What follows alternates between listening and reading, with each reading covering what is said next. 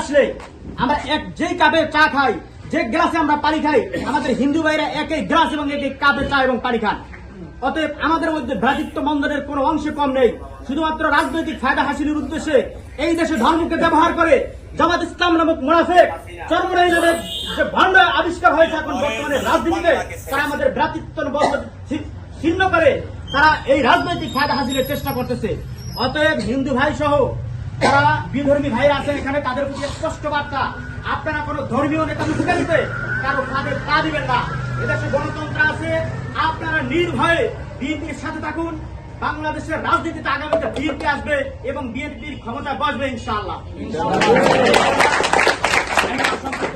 এখানে শেষ করছি।